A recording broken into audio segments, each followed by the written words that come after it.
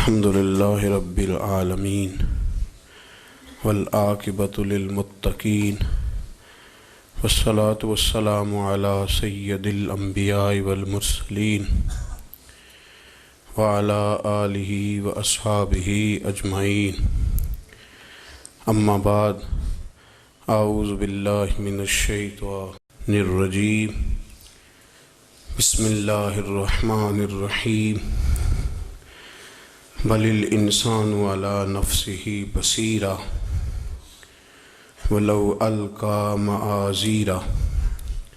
صدق اللہ العظیم وصدق رسولہ النبی الکریم، ونحن علی ذلک لمن الشاہدین والشاکرین، والحمد للہ رب العالمین۔ ان اللہ وملائکتہ یصلون علی النبی یا ایہا الذین آمنوا صلوا علیہ وسلموا تسلیما۔ تمام تعریفیں، حمد و ثنا اللہ تبارک و تعالیٰ کے لیے۔ زامباد درود و سلام نبی مکرم سید عالم نور مجسم صلی اللہ تعالیٰ علیہ وسلم کی ذات والا صفات کے لیے حمد و صلات کے بعد، اللہ کریم نے جب انسان کو تخلیق فرمایا ہے تو خیر اور شر کی تمیز اللہ نے اس کے وجود میں رکھ دی۔ اللہ تعالیٰ اس کو نے انسان کو اتنا باشعور پیدا کیا ہے کہ جس ماں کے سینے سے دودھ پینے لگتا ہے، اگر کسی اور خاتون کی طرف توجہ دلائی جائے تو ادھر رخ نہیں کرتا۔ حالانکہ بچپن ہوتا ہے، چہروں کی شناخت بھی نہیں جانتا، اس کے باوجود اس بات کا ادراک رکھتا ہے کہ میرا حق کیا ہے اور مجھے کس چیز سے بچنا ہے۔ اللہ کریم نے انسان کو ایک طاقت دی ہوتی ہے جس کو ضمیر کی آواز کہتے ہیں۔ لوگ ساری زندگی اس ضمیر کی آواز کو دباتے رہتے ہیں، مختلف ہیلوں سے، مختلف بہانوں سے، مختلف طریقوں سے اپنے ضمیر کو مطمئن کر کے اسے سلا دیتے ہیں۔ نقصان یہ ہوتا ہے کہ حق کا رستہ کبھی بھی ان پر واضح نہیں ہوتا، یا جھوٹ کی زندگی گزارتے ہیں، یا اپنے آپ کے ساتھ دھوکہ کرتے ہیں، یا فریب میں مبتلا رہتے ہیں۔ قرآن حکیم نے توجہ دلائی سورۃ القیامہ کے اندر، ارشاد فرمایا کہ بل الانسان علی نفسہ بصیرہ، فرمایا بلکہ آدمی خود اپنے حال پر پوری نظر رکھتا ہے۔ انسان کو اپنے آپ کا خود پورا پتہ ہے، وہ جانتا ہے کہ وہ کیا کرتا آیا ہے اور وہ کیا کر رہا ہے، اسے پتہ ہے۔ وَلَوْ أَلْقَى مَعَاذِيرًا، اور اگر اس کے پاس جتنے بھی بہانے ہوں سارے بھی لے آئے تو پھر بھی اسے پتہ ہے کہ میں کیا کر رہا ہوں، اسے خبر ہے، یہ جانتا ہے۔ انسان اگر اپنے ضمیر کی آواز کو سن لے اور جس بات کو اس کا ضمیر حق کہے اس پر وہ عمل کرنے لگے تو اپنی مختصر سی زندگی میں وہ جلدی فیصلہ کر لے گا، اسے رستہ جلدی مل جائے گا، ورنہ بال سفید ہو جائیں گے، کمر ٹیڑھی ہو جائے گی، اسے کبھی رستہ حق کا نصیب نہیں ہو سکتا، کیونکہ وہ خوابوں کی، خیالوں کی، نعروں کی، خوشامد کی دنیا میں زندہ ہے۔ اپنے اندر جھانک کر ملاحظہ فرمائیں کہ ہمارا دل کیا آواز دیتا ہے، ہمارا ضمیر کیا پکارتا ہے، ہمارے اندر سے کیا آوازیں آتی ہیں۔ چھوٹا سا دین کا طالب علم ہوں تو بہت سارے لوگ مسائل شرعیہ پوچھتے ہیں، اور پھر وہ جب سوال پوچھ لیتے ہیں تو پوچھنے کے بعد وہ یہ بھی بتاتے ہیں کہ میں نے فلاں سے بھی پوچھا ہے، فلاں سے بھی پوچھا ہے، اور پھر آپ سے بھی پوچھا ہے۔ تجزیہ ہے میرا چھوٹا سا، میں یہ سمجھتا ہوں کہ جو لوگ بہت سارے لوگوں سے سوال پوچھتے ہیں وہ دراصل گنجائش لینا چاہتے ہیں۔ ان کی خواہش ہوتی ہے کہ مجھے کہیں سے کوئی گنجائش ملے۔ کثرت سوالات کا معنی یہ ہے کہ میں اپنے لیے کوئی گنجائش چاہتا ہوں۔ جو لوگ زیادہ سوالات صحابہ کرام علیہم رضوان کے قرآن پاک میں کل 14 سوال ہیں جو انہوں نے نبی پاک سے کیے، انہوں نے کثرت سوال نہیں کیے، عمل کیا ہے۔ ان لوگوں نے کوئی ہیلہ تراش کے، کوئی بہانہ گھڑ کے، ہمارے پاس بہت سے بہانے ہیں، بچے چھوٹے ہیں یہ بھی ایک بہانہ ہے، اور بچے جوان ہو گئے ہیں، شادیاں کرنی ہیں یہ بھی ایک بہانہ ہے، اور ابھی عمر جوانی کی ہے، ابھی دیکھا ہی کیا ہے یہ بھی ایک بہانہ ہے، اور اب بوڑھا ہو گیا ہوں اب مجھ سے کچھ ہوتا نہیں ہے تو یہ بھی ایک بہانہ۔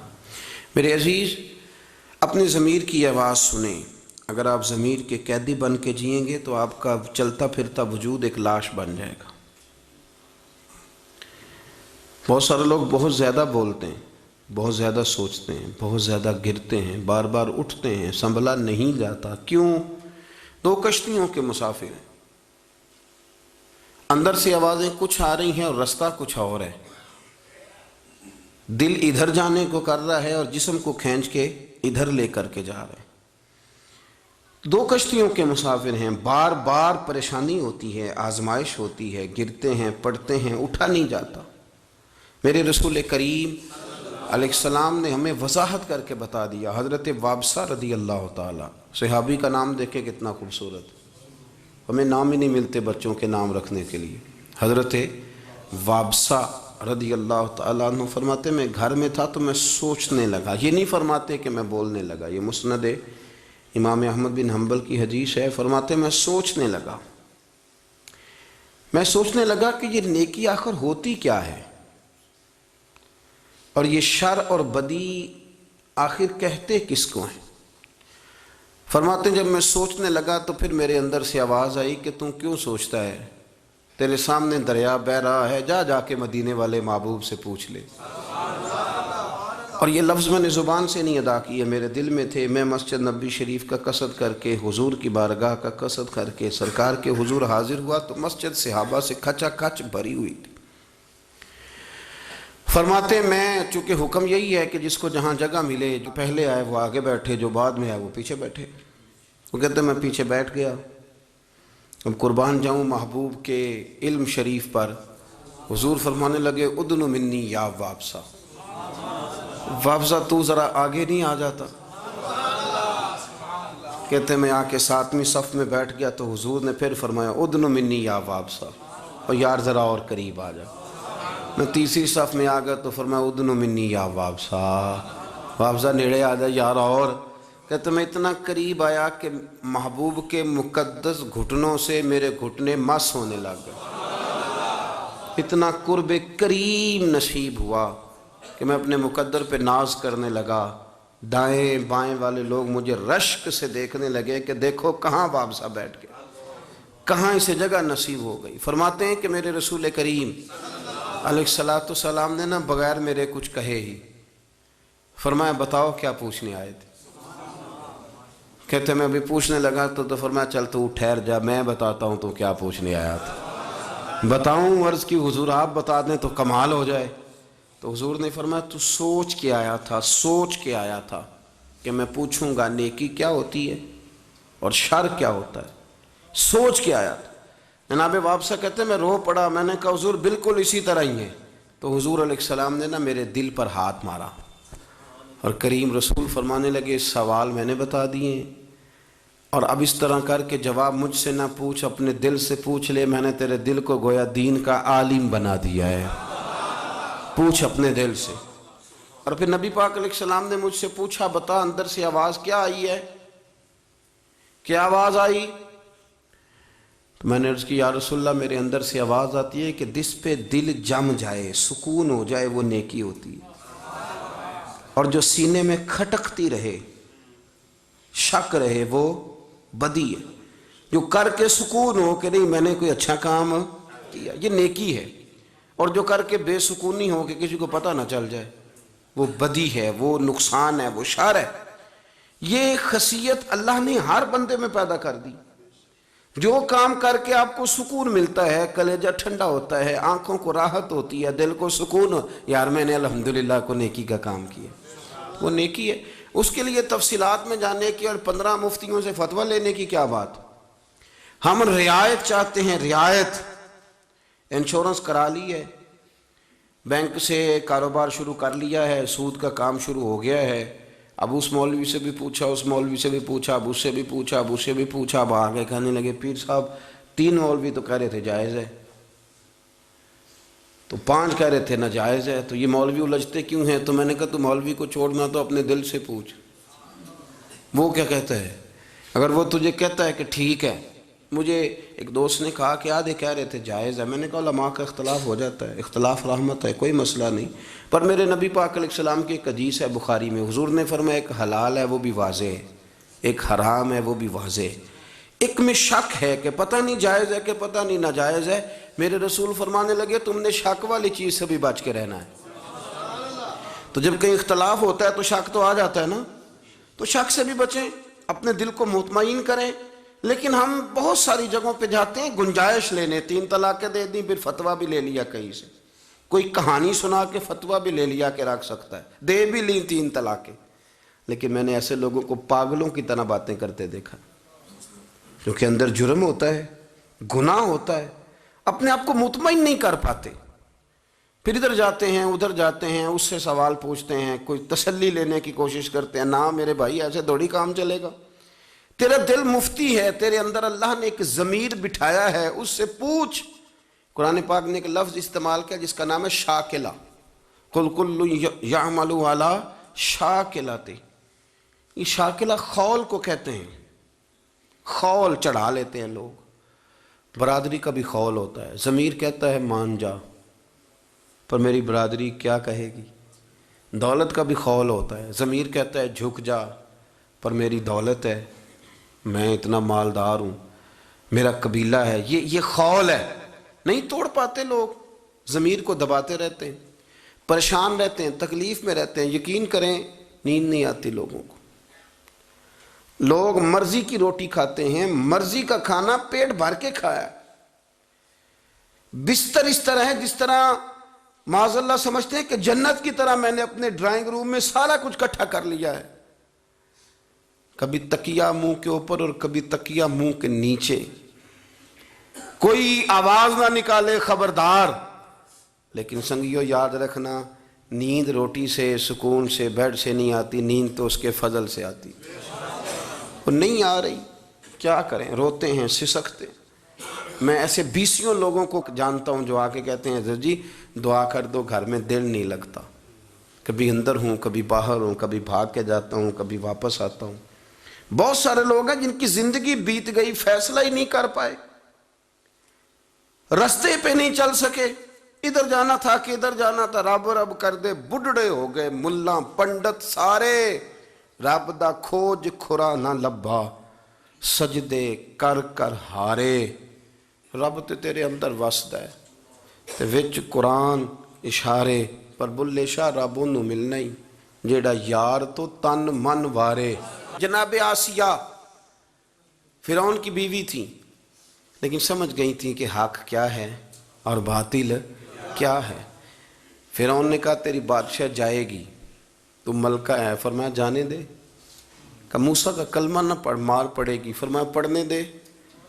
وہ جو 20 کنیزیں پہلے پیار کرتی تھی انہوں نے پھر بالوں سے پکڑ کے کھینچا، پھر فرعون نے ان کے ماں باپ کے سامنے ان کو مارا، ایڑیوں سے مارا، ٹھڈے کہتے ہیں ہم پنجابی میں، مارا پیٹا۔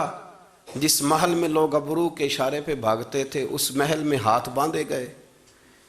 پھر فرعون نے ان کے وجود پر تلوار کے کٹ لگا کے اس میں مرچیں بھریں۔ آدھی رات تھی، سردی میں لیٹی ہوئی تھیں اور تکلیف تھی، بندھی ہوئی تھی۔ حضرت موسیٰ گزرے تو کہنے لگے آسیہ کس حال میں ہے؟ پوچھنے آیا ہوں۔ کہ موسیٰ میری چھوڑیے، بتا رب راضی ہے کہ ناراض ہے؟ وہ میرا مالک میرے بارے میں کیا فرماتا ہے اس کا اس وقت میں نے حق پہچان کے پھر میں نے نہیں دیکھا دنیا کیا کہتی۔ اور میرے بھائی اگر تو حق پہ ہے تو زلیخا الزام لگائے تو سارا مصر کہے کہ یوسف معاذ اللہ غلط کر گئے، اگر تو حق پہ ہے سارا مصر کہے۔ تو حضرت یوسف فرمایا کرتے تھے مجھے پریشانی کوئی نہیں، اس لیے کہ میرا ضمیر تو مطمئن ہے نا۔ وہ سالوں بیت گئے یہ ثابت کرنے پہ کہ میں ٹھیک ہوں، پر ضمیر میرا مطمئن ہے، تو مجھے کسی شخص کی کسی بات کی کوئی پرواہ۔ اگر ضمیر ہی مطمئن نہیں، اگر اندر ہی کھڑا ہونا نصیب نہیں، تو مجرم ہے، تو قیدی ہے، تو جھوٹ بولتا ہے، تو دھوکہ دے رہا ہے، تو کسی کے ساتھ انصاف کیا کرے گا؟ تو اپنے من کے ساتھ نہیں کر سکا، تو اپنے وجود کے ساتھ منصف نہیں، تو کسی کو کیا اور انصاف دے گا؟ سارے یزیدی 22,000 کا لشکر سامنے کھڑا ہے، جگر گوش ہے رسول، نور دیدہ بطول حضرت سیدنا امام حسین رضی اللہ تعالیٰ عنہ گھوڑے پہ چڑھ کے کہتے ہیں اور بتاؤ پوری دنیا میں کوئی کسی نبی کا نواسہ اس وقت ہے؟ اور فرمایا میرے بعد تمہیں ساری دنیا ملے گی پر کسی نبی کا کوئی نواسہ نہیں ملے گا، اس لیے کہ حضور کے بعد نبی کوئی نہیں، تو جو نبی کوئی نہیں آئے گا تو نواسہ کیسے آئے گا؟ اور میں تنہا ہوں، 22,000 کا لشکر، عمر بن سعد نہیں پہچان سکا حق کو، خالد بن یزید نہیں پہچان سکا، عبید اللہ ابن زیاد نہیں پہچان سکا، یزید نہیں پہچان سکا، لیکن ایک شخص تھا جس نے سب سے پہلے امام حسین کو کربلا میں روکا، تو اس کا نام تھا حور بن یزید۔ حور بن یزید اس نے جب آخری تقریر سنی نا امام حسین کی، تو عمر بن سعد سے جا کے کہنے لگا حسین کو واقعی شہید کرنا ہے، واقعی شہید کرنا ہے حسین کو، پکا پروگرام ہے؟ تو عمر بن سعد کہنے لگا حکم یہی ہے، تو کہنے لگا تم نے تو کہا تھا بس روکنا ہے، تھوڑی دیر پانی بند کرنا ہے اور تھوڑی دیر کے بعد بتائیں گے کہ اب آگے کیا کرنا ہے، تو شہید کرو گے؟ ہم نے کہا ہاں فیصلہ یہی ہے۔ حور بن یزید کہتا ہے میں ایک ایک کے پاس گیا اور میں نے کہا تمہیں پتہ ہے وہ جگر گوشہ رسول ہے، اور تمہارے ضمیر کدھر گئے تمہیں سمجھ نہیں آ رہی؟ لیکن ہوا تھی نا ایک طرف کی، تو لوگ چل رہے تھے۔ تو کہتے جب میں مایوس ہو گیا تو میں نے ایڑی لگائی گھوڑے کو اور میں نے کہا کہ تم سارے یزید کی مانو، عبید اللہ ابن زیاد کی مانو، تو میں تو اپنے ضمیر کی مانوں گا، میرا ضمیر آوازیں دے رہا ہے، میں کیسے تمہارے بیچ کھڑا رہوں؟ کہتے ہیں ایڑی لگائی تو امام حسین کے پاس، حضور میں آ گیا ہوں، تو آپ نے فرمایا حور اس وقت تو میرے ساتھ کوئی بھی نہیں، تو یہاں تو آیا ہے، تو یہ تو مار کھانی پڑے گی، 22,000 کا مقابلہ 70، تو بات سمجھ رہا ہے؟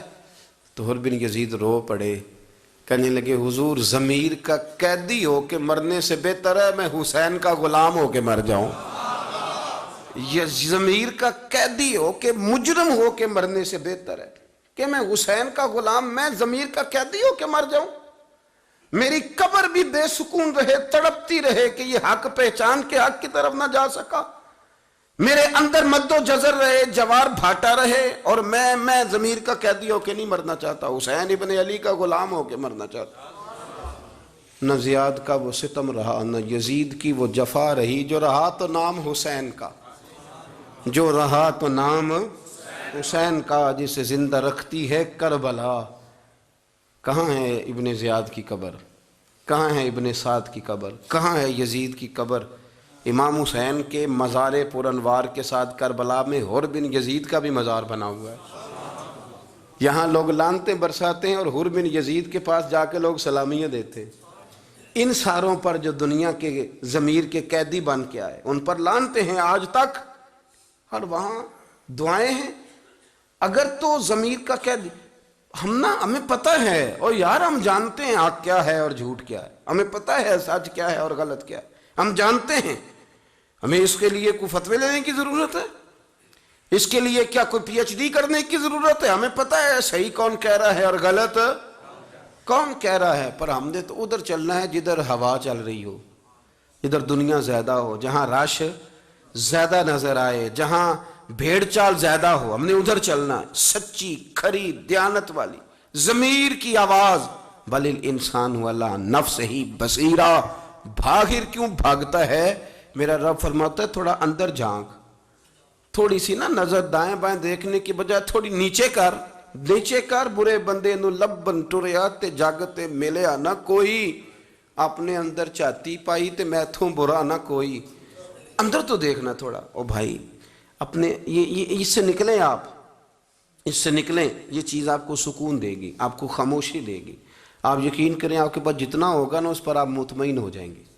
آپ ضمیر کی آواز سنیں، خبردار دائیں بائیں جانے کی کیا ضرورت، ضمیر کی آواز سنیں۔ حضرت جعفر طیار رضی اللہ تعالیٰ عنہ کی قیادت میں نا، حضرت عثمان غنی بھی تھے اس میں، تو جب بڑا ستایا قریش مکہ نے تو نبی پاک علیہ السلام نے کچھ صحابہ سے فرمایا کہ تم حبشہ کی طرف ہجرت کر جاؤ۔ حبشہ کا بادشاہ نجاشی سنا ہے بڑا اصول پسند ہے، تم چلے جاؤ۔ صحابہ چلے گئے، بلکہ حضرت عثمان غنی نے تو جب دوسری دفعہ گئے تو عرض کرنے لگے یا رسول اللہ صلی اللہ علیہ وسلم میں نجاشی کی طرف ہجرت کر رہا ہوں۔ نبی پاک نے فرمایا نہیں بھائی، تم میرے حکم سے ہجرت کر رہے ہو تو تمہاری ہجرت نجاشی کی طرف نہیں، اللہ اور اللہ کے رسول کی طرف ہے، تم دین ایمان بچانے جا رہے ہو۔ یہ قافلہ، نورانی قافلہ حبشہ چلا گیا، قریش مکہ کو سکون نہیں آیا۔ حسد کی آگ بہت بڑی مصیبت ہے، ہمارے اندر سینوں میں جلتی ہے کئی لوگوں کے بارے میں، ہم مانتے نہیں، ورنہ نا بہت بڑی بیماری ہے حسد، بہت بڑی بیماری۔ حاسد جو ہوتا ہے نا دراصل اللہ پہ اعتراض کرتا ہے، معاذ اللہ، وہ کہتا ہے اس کو کیوں دیا ہے، مجھے دینا چاہیے تھا۔ تو اعتراض سامنے والے پہ نہیں، اعتراض تو اس پہ ہے جو تقسیم کرنے والا ہے۔ تو یہ حسد میں جلتے ہوئے دو سردار جو تھے ان کو تیار کیا، بڑے تحفے دیے، حبشہ بھیج دیا۔ اس نے جاتے ہی پہلے جو بادشاہ کے حواری تھے، وزیر مشیر تھے، ان کو تحفے دیے، پھر ایک بہترین عربی نسل کا گھوڑا بادشاہ کو دیا، اور ایک بڑا قیمتی جبہ جس پر سونے کا کام ہوا تھا، قیمتی جبے بادشاہ پہنتے تھے، وہ بادشاہ کو دیا، اور کہا کہ ہمارے کچھ لوگ بھاگ کے یہاں آ گئے۔ انہوں نے فتنہ برپا کر دیا، اگر آپ وہ عیسائی مذہب کے ماننے والے تھے، اگر وہ عیسائیت قبول کر لیتے تب بھی ٹھیک تھا، پر وہ تو ہمارے بتوں کو بھی برا کہتے ہیں، اور آپ کا مذہب بھی تو نیا دین لے آئے، گھر گھر لڑائی شروع کرا دی، بھائی کو بھائی سے لڑا دیا، وہ یہاں آ گئے، ہمارے حوالے کر دیے جائیں۔ تو بادشاہ کہنے لگا کہ یار دیکھو، میں یک طرفہ فیصلے نہیں کرتا، میں ان کو بلاتا ہوں، ان کی بات سنتا ہوں۔ تو وہ جو ساتھ دائیں بائیں بیٹھے تھے وہ چونکہ کر چکے تھے، وہ کہنے لگے بلانے کی کیا ضرورت ہے، وہ نکالیں، جب ان کے یہ اتنے قیمتی لوگ آ گئے ہیں سردار اس علاقے کے تو ان کے ساتھ روانے کریں۔ تو بادشاہ کہنے لگا چپ کرو، میں حواریوں کے طریقوں پہ نہیں چلتا، میں ضمیر کی آواز پہ چلتا ہوں۔ یہاں نا ہمارے جو دائیں بائیں بادشاہوں کے وزیر بیٹھے ہوتے ہیں نا، وہ سب صحیح کی رپورٹ دیتے ہیں، تو انہی کی باتوں پہ بادشاہ پھر کہتے ہیں نہیں سب ٹھیک ہے۔ باہر نکلتے ہیں تو ان کا خیال ہوتا ہے کہ سبزہ ہی سبزہ ہے ہر طرف، خزاں کہیں ہے ہی نہیں۔ وہ تو کبھی اس سے ملے نا جو انہیں صحیح بات بتائے تو سمجھ آئے۔ خیر، بادشاہ نے پیغام دیا، حضرت جعفر طیار رضی اللہ تعالیٰ عنہ اور باقی تمام صحابہ جمع ہوئے، مشورہ کیا بات کیا کرنی ہے۔ کسی نے کہا یہ کہنا، کسی نے کہا یہ کہنا، کسی نے کہا یہ کہنا۔ حضرت جعفر طیار سے کہنے لگے چونکہ بات کرنے کا سلیقہ اللہ نے آپ کو اچھا دیا ہے اور آپ کی بات میں اثر ہے، لہذا بات آپ کریں گے۔ جناب جعفر طیار کہنے لگے اگر بات میں کروں گا نا تو نہ میں کسی کا مشورہ مانوں گا، نہ میں کسی کی رائے سنوں گا، میں وہی کہوں گا جو میں نے رسول پاک سے سیکھا ہوا ہے، میں نبی پاک علیہ السلام کی بتائی ہوئی باتیں بیان کروں گا۔ چلو بادشاہ کے دربار میں پہنچ گئے، وہاں طریقہ تھا جو جاتا تھا سجدہ کرتا تھا۔ یہ پہنچے تو اپنے مخصوص طریقے سے سلام کلام کیا اور بیٹھ گئے۔ فوراً وہ جو گئے ہوئے تھے سردار قریش مکہ کہنے لگے بادشاہ تکبر دیکھا ہے، اکڑ دیکھی ان کی، آپ کو سجدہ ہی نہیں کیا۔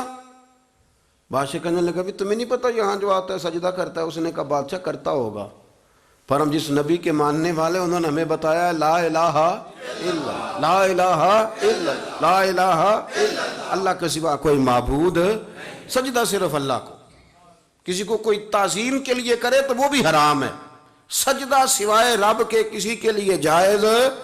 جب صحابی نبی کو نہیں تو پیر مولوی کون ہوتا ہے؟ بالکل نہیں، صرف سجدہ صرف اللہ کو۔ تو اب انہوں نے کہا قریش مکہ کے وہ سردار، وہ کہنے لگے لو جی بات تو بن گئی نا، اسی پہ بادشاہ نکال دے گا، اسی پہ۔ اس نے کہا دیکھا جی، سن لیا جی، یہ کہتے ہیں جی ہم کسی کی تعظیم نہیں کرتے، صرف اپنے رب کو سجدہ کرتے ہیں۔ تو بادشاہ ہنس پڑا، کہنے لگا اگر تو میں تمہارے اس اشتعال پہ آؤں تو گردنیں کاٹ دوں، اور اگر ضمیر کی سنوں نا، ضمیر کی تو کہہ دو یہ ٹھیک ہی رہے ہیں، اگر سنوں ضمیر کی تو کہہ تو یہ ٹھیک رہے ہیں کہ سجدہ سوائے اللہ کے کسی کو جائز ہے؟ کہنے لگا میں بھی تو اسی طرح کا انسان ہوں جس طرح کے یہ ہیں، مجھے کس بات کا سجدہ؟ انہوں نے کہا یہ تو انوکھا بندہ مل گیا ہمیں، ہم تو کہہ رہے تھے کہ اشتعال دلائیں گے اور بندے لے جائیں گے۔ حضرت جعفر ابن طیار کہنے لگے بادشاہ یہ ہمیں لینے آئے ہیں تو ہم 2-3 سوال کر لیں؟ بادشاہ نے کہا بالکل کرو۔ اس نے کہا ہم تمہارے غلام ہیں، تمہارا ایڈوانس پکڑ کے بھاگ آئے ہیں؟ سردار کہنے لگے نہیں۔ تو فرمایا پھر تم کیا لینے آئے ہو؟ کہا ہم کچھ چوری کر کے آئے ہیں، کسی کا مال لے کے آ گئے؟ کہا نہیں۔ تو فرمایا پھر جو جس کا دل چاہے جس ملک میں مرضی رہے۔ بادشاہ کہنے لگا تمہارے پاس ان کے سوالوں کا جواب نہیں؟ اچھا جی یہ کہتے ہیں تم نے لڑائی پیدا کر دی ہے، تم نے لوگوں کو آپس کے اندر الگ الگ کر دیا ہے، نیا دین لے کے آ گئے ہو؟ تو جعفر طیار کرنے لگے بادشاہ ہم گلے کاٹا کرتے تھے، پھر اللہ نے ہمارے درمیان رسول پاک بھیجے، اب ہم گلے کاٹتے نہیں گلے ملا کرتے۔ بادشاہ ہم نہ جگہ جگہ جھکا کرتے تھے، اب ہمیں رسول پاک نے تعلیم دی ہے کہ ایک جگہ جھکنا رب تمہیں باقی جگہ جھکنے سے بے نیاز کر دے گا، اللہ تمہیں قوتیں دے دے گا۔ عقیدہ توحید نے ہمیں مضبوط کر دیا، ہم پڑوسیوں سے پیار کرتے ہیں، بھائی کا حق دیتے ہیں، ایک دوسرے سے محبت کرتے ہیں، ہم اخلاق عالیہ کی طرف سفر کرتے ہیں، ہم لوگوں کے حقوق ادا کرتے ہیں، پیار کی بولی بولتے ہیں۔ انہیں پوچھو کیا مسئلہ ہے؟ بادشاہ کہنے لگا بھی ایسا ہی ہے۔ کہا بالکل۔ تو بادشاہ کہنے لگا پھر اس طرح کرو تو اپنے تحفے اٹھاؤ اور تم نکلو، میں تحفے نہیں دیکھتا، میں ضمیر کی آواز سنتا ہوں۔ حضرت سعید بن زید کو حضرت عمر نے گورنر بنایا تھا، تو جناب عمر ملنے گئے تو تحفے بڑے لگے ہوئے تھے، تو حضرت عمر نے فرمایا یہ کیا ہے؟ کہ لوگوں نے تحفے دیے ہیں۔ فرمایا تحفے نہیں، تمہارے عہدے کا ہدیہ ہے، تم گورنر ہو تو تحفہ دیں گے، اپنے حق میں نرم کر۔ لیکن نہیں حضور مجھے تحفے ملے ہیں۔ تو جناب عمر نے بڑی بات کی، بہنوئی بھی تھے ان کے، حضرت سعید بن زید عشرہ مبشرہ بہنوئی بھی، فرمانے لگے اچھا اگر لوگ تمہیں تحفے دیتے ہیں تو جانا گھر جا کے اماں کے پاس بیٹھ، پھر دیکھتا ہوں کتنے تحفے آتے ہیں، یہ تو تو گورنر ہے تو تحفے آ رہے۔ میرے عزیز بات کو سمجھے، فرمایا اٹھاؤ تحفے۔ میں تحفے نہیں دیکھوں گا، میں ضمیر کی آواز سنوں گا۔ اب مسلمان خوشی خوشی چلے گئے، کافروں کو رات ابھی رہنا تھا، وہ رہے۔ سویرے ایک نئی چال چلی، کہنے لگے بادشاہ ایک بات رہ گئی ہے۔ اس نے کہا وہ کیا؟ کہنے لگے آپ لوگ حضرت عیسیٰ کو معاذ اللہ کا بیٹا مانتے ہیں نا؟ اس نے کہا ہاں معاذ اللہ استغفر اللہ، عیسائیوں کا طریقہ ہے۔ اس نے کہا کہ یہ نہیں مانتے حضرت عیسیٰ کو اس طرح۔ اب اس سے ایک نیا کوہرام کھڑا ہو گیا دربار میں، ایک نیا طیش، مذہب کا کارڈ استعمال ہو گیا، ایک نئی مصیبت کھڑی ہو گئی۔ اب دوبارہ کونے کونے میں باتیں ہونے لگی، وہ حضرت عیسیٰ کے بارے میں صحیح نظریہ نہیں رکھتے اور ہمارے ملک میں رہے، بلاؤ جی بلاؤ جی، بلا لیا۔ اب مسلمان بھی پریشان ہوئے کہ دوبارہ کیوں بلایا ہے؟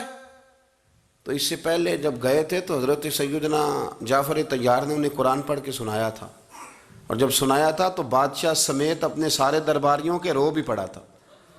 اب جب دوبارہ بلایا گیا تو کہا ہم نے سنا ہے کہ حضرت عیسیٰ کے بارے میں تمہارا نظریہ ٹھیک نہیں ہے، بتاؤ تم کیا کہتے ہو؟ تو حضرت جعفر طیار کہتے ہیں وہاں بھی میں جھجکا نہیں، کیونکہ میں نے وعدہ کیا تھا کہنا وہ ہے جو میں نے اپنے نبی سے سیکھا ہے صلی اللہ علیہ وسلم، وہی کہنا ہے، سچی بات۔ کہتے ہیں میں نے کہا بادشاہ سن، ہم حضرت عیسیٰ کو اللہ کا بیٹا نہیں مانتے، ہمارے محبوب نے ہمیں بتایا ہے کہ حضرت عیسیٰ اللہ کا کلمہ ہے، وہ اللہ کے نبی ہیں، وہ اللہ کے بندے ہیں۔ ہاں کواری اور پاک مریم کے بطن سے رب کی قدرت سے پیدا ہوئے ہیں، اللہ کے بندے اور رسول، کواری پاک مریم کے بطن سے آئے، پر وہ اللہ کے بیٹے نہیں ہیں۔ بادشاہ کہنے لگا جاؤ جا کے آرام سے رہو اپنے وطن میں، یہ تمہارا وطن ہے، اسی میں سکون سے رہو۔ کہنے لگا قسم اللہ کی عزت کی، عیسائی میری بات سے راضی ہوں یا ناراض ہوں، حضرت عیسیٰ کے بارے میں جنہوں نے بیان کیا وہی حق اور وہی سچ ہے، بالکل یہی دین ہے، یہی میں نے انجیل تورات زبور میں پڑھا ہے، اس کے علاوہ کوئی مذہب۔ تو اس کے حواری کہنے لگے یہ بھی آپ نے ان کی مان لی؟ کا نہیں، ان کی نہیں مانی، ضمیر کی مانی ہے، ان کی نہیں مانی میں نے اپنے، اللہ کرے آپ کو سمجھ آئے، ان کی نہیں مانی اپنے، بول کے بتائیے، میں نے بات مانی ہے اپنے برادری کی کہ ضمیر کی، قبیلے کی کہ ضمیر کی، علاقے کی کہ ضمیر کی، اپنے گھر والوں کی کہ ضمیر کی، پیسوں کی کہ ضمیر کی؟ بات مانی ہے میں نے اپنے، میرے اندر سے آواز آ رہی کہ یہ ٹھیک کہہ رہے ہیں تو مان لیا۔ نبی پاک علیہ السلام نے اس کے پاس خط بھیجا، کہ تو مسلمان ہو جا، کلمہ پڑھ جا۔ اس نے جواب میں خط بھی بھیجا اور اپنا بیٹا بھی بھیجا اور تحفے بھی بھیجے۔ کہنے لگا حضور آپ نے کہا تھا مسلمان ہو جا، تو سونے میں ہو گیا ہوں، میری مجبوریاں ہیں، اسلام ظاہر کروں گا تو یہاں حالات اور ہو جائیں گے۔ حضور ہو گیا مسلمان۔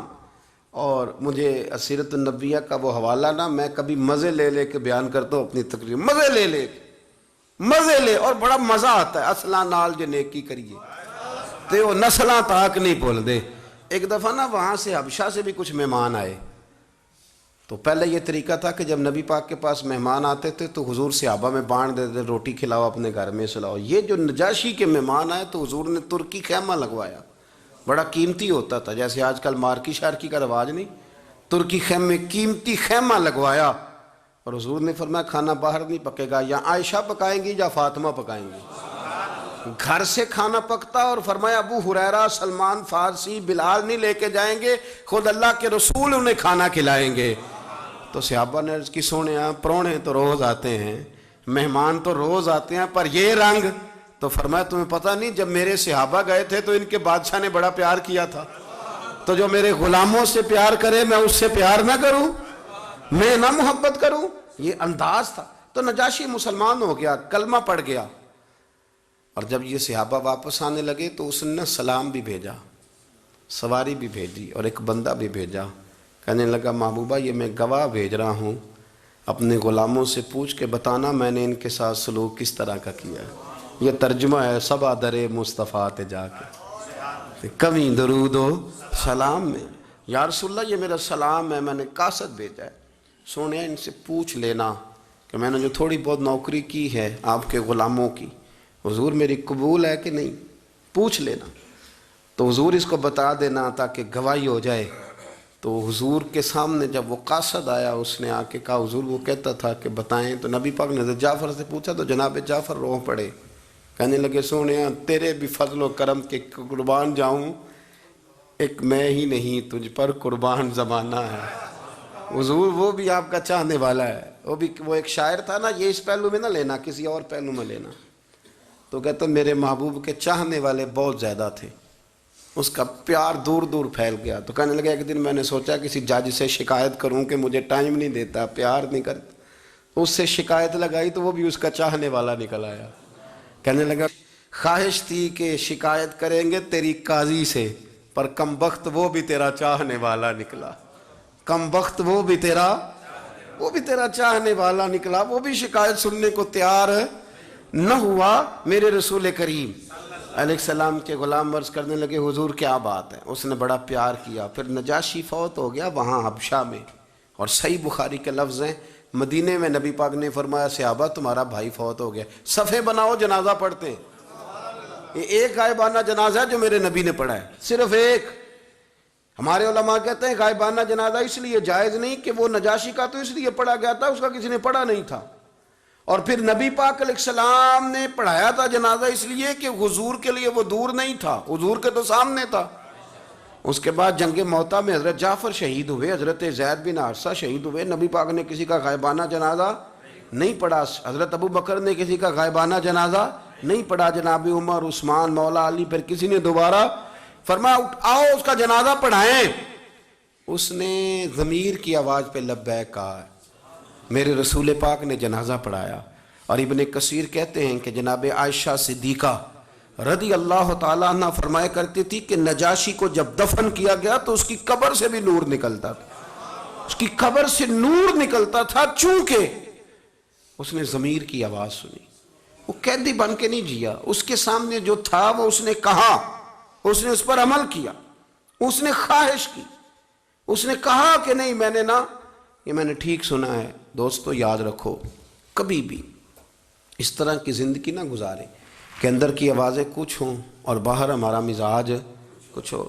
ہم لوگوں نے بڑا اپنے اوپر جبر کیا ہوا ہے، ہم نے اپنے آپ کو روک کے رکھا ہوا ہے، ہم بہت ساری زندگی دھوکے اور فریب اور فراڈ کی جی رہے، کسی کے ساتھ نہیں اپنے آپ کے ساتھ بڑا دھوکہ کرتے، اپنے آپ کو تکلیف میں مبتلا کرتے، اپنے آپ کو اذیت دیتے ہیں۔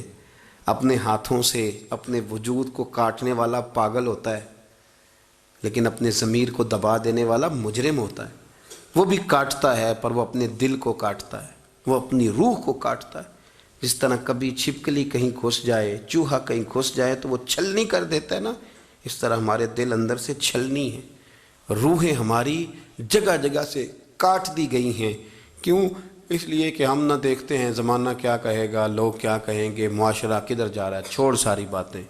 اقبال کہنے لگے اپنے من میں ڈوب کر پا جا سراغ زندگی، تو اگر میرا نہیں بنتا نہ بن، اپنا تو بن۔ تو اگر میرا نہیں بنتا اور چل اپنا تو بن، اپنا تو بن، اپنا تو بن، اپنے من میں ڈوب کر پا جا سراغ زندگی، تو اگر میرا نہیں بنتا